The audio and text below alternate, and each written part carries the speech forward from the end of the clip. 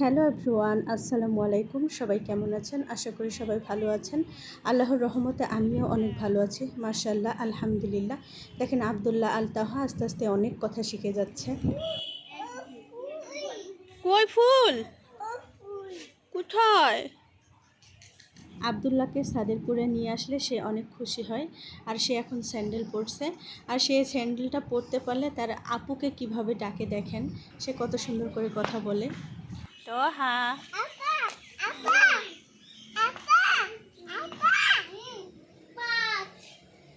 Wow,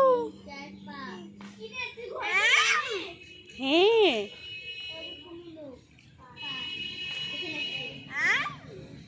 কই আম, এইটা। এভাবে আবদুল্লাহ আস্তে আস্তে অনেক কথা শিখে যাচ্ছে।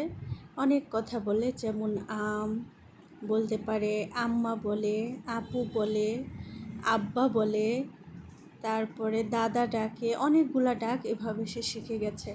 আর আবদুল্লাহকে সাদেরপুরে নিয়ে আসলে কোনো কথাই হয় না, সে এত সুন্দর করে খেলে বেড়ায়, ঘুরে বেড়ায়। এখানে আমার মেয়েরা লুডো খেলছিল, আমার মেয়ে আর একটা প্রতিবেশী মেয়ে। তো ওদের খেলা দেখে ও এত খুশি হয়েছে যে মানে কি করবে সে নিজেই বুঝতে পারছে না। আপা আপা করে ডাকছে, ওর আপা তো শুনছেই না, ওর আপা খেলা নিয়ে ব্যস্ত। আসলে এগুলো হচ্ছে ছোটোবেলার স্মৃতি। কে কে এই লুডো খেলেছেন কমেন্টে বলে যাবেন। তো লুডো খেলতে সবারই ভালো লাগে কম বেশি, আমারও অনেক ভালো লাগে। তো এই সুযোগে তহা শুধু ওদেরকে ডিস্টার্ব করছিল আর দৌড়াদৌড়ি করছিল। তো তোহাকে এই যে আমি হচ্ছে ছাদের উপরে নিয়ে এসেছি। ও শুধু আমার স্যান্ডেল নিয়ে টানাটানি করছিল ছাদের উপরে পড়ার জন্য। তো এভাবেই সে দৌড়াদৌড়ি করছে, খেলছে, হাসি খুশি থাকছে।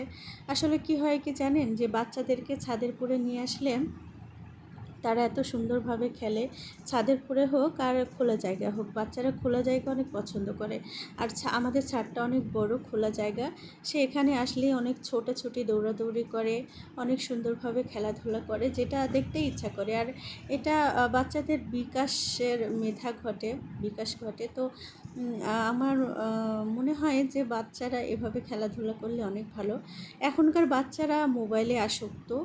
আসলে মোবাইলে সেভাবে আসক্ত না করে বাচ্চাদের পেছনে একটু সময় দিলে, বাচ্চারা খেলাধুলা করলে সেটাই ভালো হয়।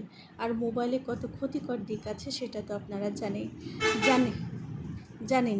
তাই আমি বলবো যে বাচ্চাদেরকে সবসময় মোবাইল থেকে দূরে রাখবেন।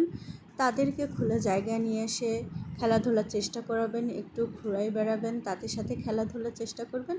তারা হাসি খুশিতে আপনাদের সাথে খেলবে, সময় কাটাবে এবং সুস্থ থাকবে, ভালো থাকবে। এবং ওদের খাবারের বিষয়টাও আপনাদেরকে লক্ষ্য করতে হবে, তারা যেন ভালো খাবার খায় এবং কি বলবো, পুষ্টি যোগ্য খাবারগুলো খায়, এগুলোর দিকে নজর রাখবেন তাহলে